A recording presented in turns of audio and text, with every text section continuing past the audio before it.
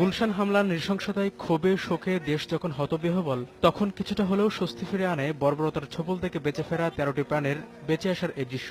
মৃত্যুপুরী থেকে তাদের এই বেঁচে আসার আসল কাহিনী নিয়ে নানা কৌতূহল আর প্রশ্ন উঠলেও শুরু থেকেই তাদের প্রত্যেকের প্রতি সমান সহানুভূতি দেখান সবাই। কিন্তু এই সহানুভূতির বাণে কিছুটা ধাক্কা লাগে ঘটনার কয়েকদিন পর বের হওয়া কিছু স্থির চিত্রে। আলোচনায় আসেন হামলাকারী জঙ্গির সঙ্গে হালকা মেজাজে কথাবার্তায় আলাপরত নর্থ সাউথ বিশ্ববিদ্যালয়ের সাবেক শিক্ষক হাসনাত করিম।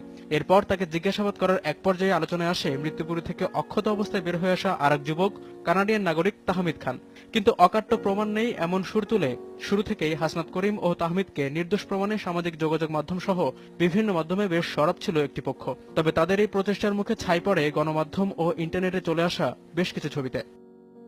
সম্প্রতি প্রকাশিত এই ছবিতে জঙ্গি রোহানের পাশে অস্ত্র হাতে দাঁড়ানো দেখা যায় তাহমিদকে। এছাড়া আগের ছবিগুলোর মতোই খুবই স্বাভাবিক ভঙ্গিমায় আলাপরত ছিলেন হাসনাত করিম।